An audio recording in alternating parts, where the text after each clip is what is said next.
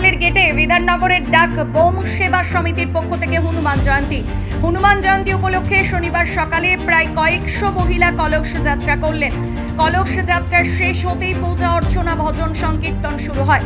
বিধাননগর ডাক বোম সেবা সমিতির পক্ষ থেকে আগামীকাল হনুমান জয়ন্তী উপলক্ষে বিধাননগর মহকুমা হাসপাতাল ও ইএসআই হাসপাতালে রোগীদেরকে ফল বিতরণ করা হবে। এছাড়াও আগামীকাল সন্ধ্যাবেলায় কয়েক হাজার মানুষজনকে বিধাননগর ডাক বোম সেবা সমিতির পক্ষ থেকে হনুমান জয়ন্তী উপলক্ষে প্রসাদ বিতরণ করা হবে। কি করছেন আপনারা? এই মুহূর্তে আমাদের এখন কলস যাত্রা হলো, এরপরে আমাদের রামায়ণ পাঠ চালু হবে, তারপরে অখণ্ড কীর্তন চালু হবে, তারপরে আমাদের হবন চালু হবে। আর সারাদিন 24 ঘন্টাই আমাদের এই পুজোটা চলবে। কালকে 10টার সময় পুজোটা বন্ধ হবে। তারপরে আমরা নরনারায়ণ সেবা করেছি 10,000 লোকের, যেটাতে লুচি, সবজি, পোলাও, আলুর দম আর বুনিয়া চাটনি আছে, তার পায়েস। তার ছাড়াও আমরা ঠাকুরের ভজনের জন্য স্টেজ প্রোগ্রামও করেছি।